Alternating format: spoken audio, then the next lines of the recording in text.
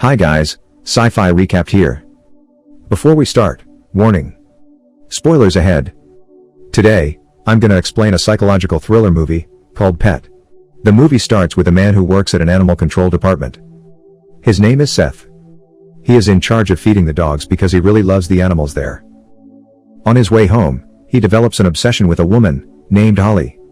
He introduces himself while she is writing a journal. At first, Holly forgets about Seth, who turns out to be her schoolmate in high school.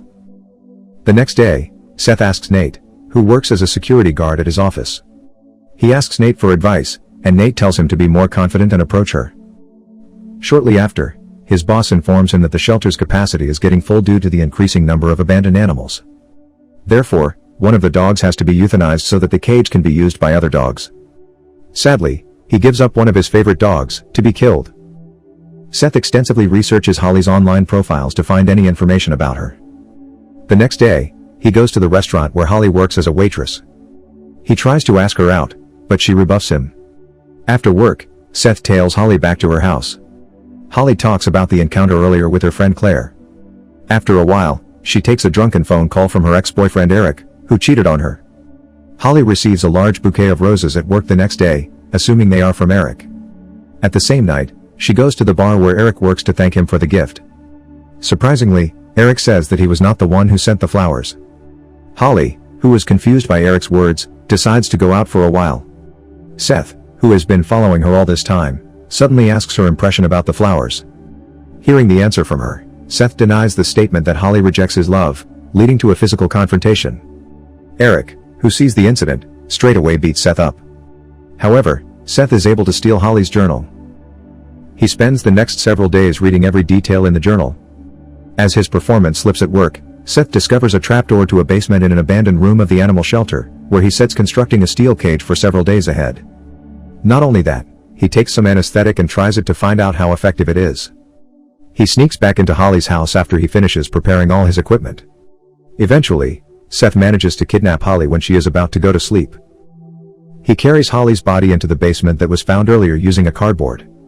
After Holly awakens in the cage, she tries to escape by removing the chains that lock the cage, until her nails fall off. Not long after, Seth comes to give her some food. Nevertheless, Holly still refuses to eat. Holly vows to survive, she talking to Claire all night. At some point, Seth informs her that he has heard Holly talking in both her own and Claire's voice in the past, indicating that Holly has personality disorders. He says that he loves her and has imprisoned her to save her. He also reveals that he knows the truth about her past from the journal. In a flashback, Holly discovered that Eric had slept with Claire, and confronted her about it during a car ride. An angry Holly continued accelerating the car until they were hit by a truck. Although injured, Claire was alive until Holly stabbed her with a glass shard right in the eye. Claire's death was attributed to the crash. Since then, Holly has committed a series of gruesome murders and written about them in her journal. When Seth realized the stories were real, he formulated a plan to save Holly to prevent her from hurting anyone else, claiming that he feels a purpose in his life at the end. Over the next several days, they engage in psychological mind games against each other as Holly begins to slip details to draw Seth in.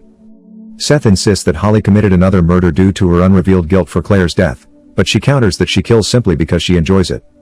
He keeps thinking of other ways to save Holly, until one day, his boss threatens to fire him because his job is neglected. Nate, who becomes suspicious about Seth recently, follows him and accidentally discovers Holly in the basement. He wants to rescue Holly right away. The moment Seth returns to the basement, Holly deliberately distracts Nate so that Seth has time to deal with him. Reflexively, Seth hits Nate's head with a flashlight until he faints. Holly urges him to kill Nate using a cinder block because she doesn't want Seth to be caught by the police. She guides a terrified Seth to remove traces of Nate's death by dismembering Nate's body into pieces which will later be used as dog food, scattering his teeth in different places, and burning his bones at the cremation site. Few days later, the police become suspicious of Seth's role in Nate's disappearance. Seth succeeds to escape with the help of Holly's word in answering the detective's question. Day by day, Seth feels all of Holly's actions are proof that Holly sincerely loves him. Holly convinces him to prove his love by cutting off his finger. Desperately, Seth does it right in front of Holly, but this gives Holly an opportunity to take his knife and threatening to kill herself if Seth doesn't want to release her. Inevitably, Seth complies with her, and she says she finally believes that he loves her before slitting his throat. After the shocking incident, Holly is back together with Eric.